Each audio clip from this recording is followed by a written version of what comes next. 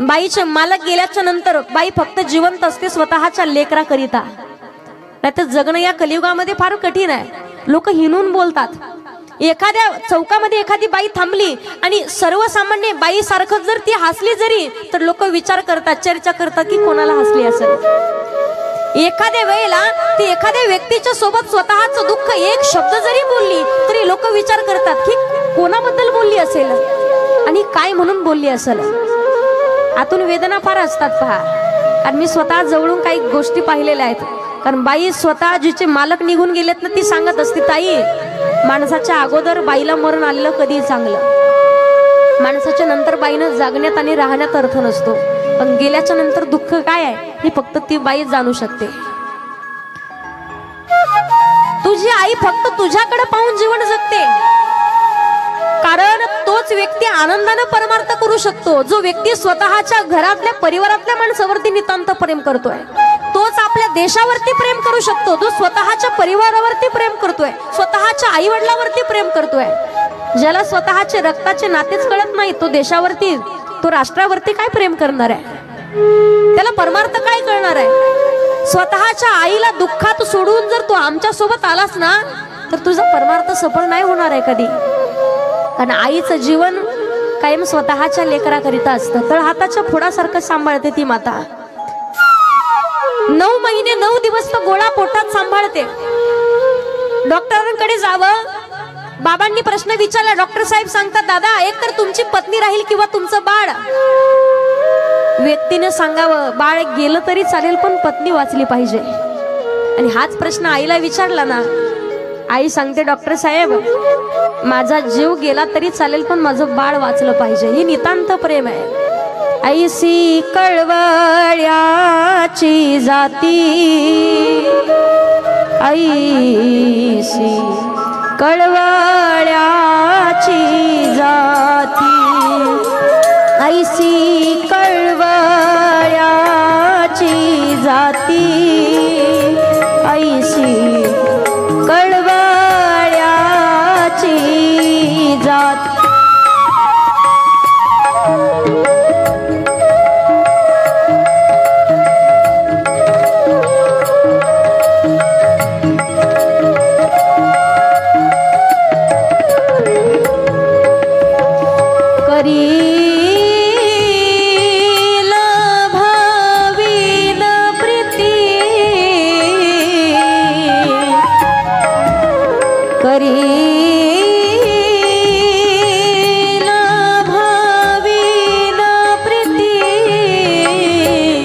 ऐसी कळवळ्याची जाती, ऐसी कळवळ्याची जाती, ऐसी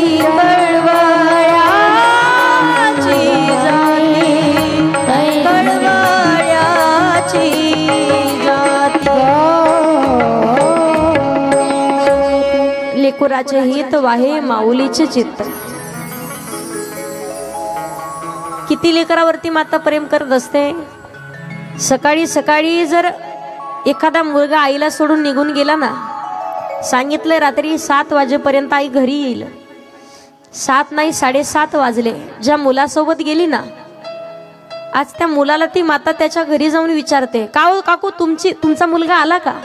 7:30चे 8 वाजलेत, 8चे 9 वाजलेत.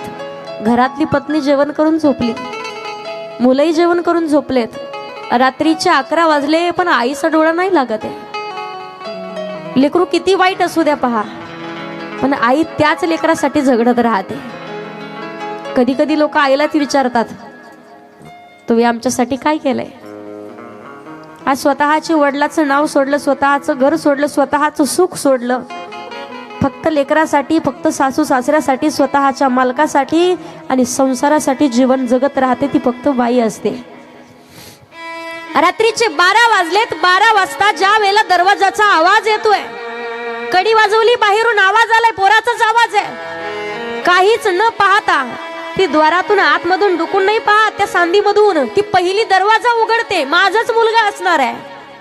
आणि एकदा का डोळे भरून स्वतःच्या मुलाचं मुख पाहिलं ना, त्या वेळेला म्हातारी एक तांब्याभर पाणी पिते आणि उपाशी पोटानं झोपते, आनंदानं झोप लागते का? तिचा मुलगा वेळेवरती घरी आलाय. सध्याच्या काळात सांगणं फार कठीण आहे पहा. आज पहिला काळ होता एका आईनं 8 लेकराचा सांभाळ करावा, पण आज एका लेकराला स्वतःच्या मायबापाचा सांभाळ करणं होत नाही. किती परमार्थ करा, किती कथा कीर्तन ऐका, पण आई वडील जर तळपून मरत असतील आणि त्यांना अर्धी भाकरी आनंदानं भेटत नसेल तर आपल्या जगण्यात अर्थच नाही. आज कित्येक वेळेला भावकीचं बोलणं ऐकलं असेल, कित्येक वेळेला लोकांनी हिणून बोलले असतील. काय केलं तुम्ही?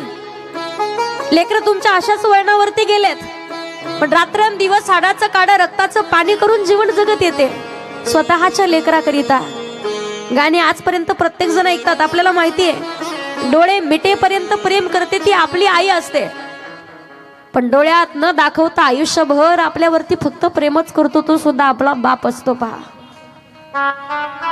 एवढं दुःख का वाटतं तुम्हाला? एक गोष्ट सांगते मी. तसं वयानं लहान आहे, माझ्याकडे सुद्धा 75 मुली शिक्षणाकरिता.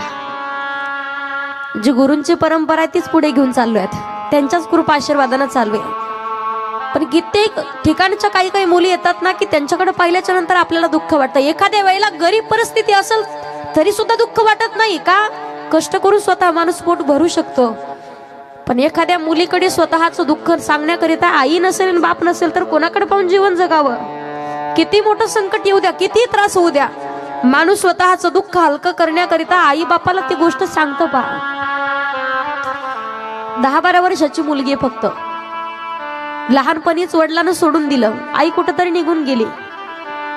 आज दिवाळीच्या वेळेला सगळे आई वडील येतात, लेकरं आपापल्या लेकराला घेऊन जातात. कोणाचा वाढदिवस आला तर आपापल्या लेकराचा वाढदिवस करून जातात. पण त्याच वेळेला तीच मुलगी कुठेतरी एखाद्या वेळेला मनाला तिची गोष्ट टोचलीच, तिकडून मामा आहेत, तिकडे बी आजोबा नाही, आजीने आणि मामाने सांभाळ करावा. मला सांगा किती मोठं दुःख असेल. वाटत असेल स्वतःचे कोड कौतुक पूर्ण करण्याकरिता लोकांच्या सारखे आपले मायबाप जिवंत असावेत. आई वडील आहे तोपर्यंत किंमत कळत नाही माणसाला, पण कित्येक लेकरं आहेत 5-10 वर्षाचे नाही ज्यांना कळतही नाही स्वतःचे आई वडील दिसायचे तरी कसे. फक्त आई वडील भेटावेत आणि आई वडिलाचं दर्शन व्हावं म्हणून कित्येक लोकांची मरमर चालू आहे. आज पूर्ण महाराष्ट्रभर तुमचं नाव होईल, सगळी दुनिया तुमचं कौतुक करेल, पण माय बापाच्या कौतुकाची थाप जी ताकद असते ना ती जगामध्ये ताकद नाहीये. आशीर्वाद देण्याकरिता मायबाप असावे लागतात. आई वडिलांची सेवा केली म्हणून तर आज महाराष्ट्रभर काय, आज प्रत्येक ग्रंथांमध्ये पुराणामध्ये सुद्धा आपण नाव घेतोय. भगवान पंढरीश पांडुरंग परमात्म्याला सुद्धा विटेवरती विराजमान व्हावं लागले का? अखंड आई वडिलांची सेवा केली म्हणून. संतांनी वर्णन केलंय, माय बाप केवळ काशी तेने न जावे तीर्थाशी. कुठल्या क्षेत्रावरती जाण्याची गरज नाही जो आई वडिलांची सेवा करतो, पण सेवाही तेवढ्या मनोभावी असली पाहिजे. म्हणून सुंदर असं वर्णन केलंय.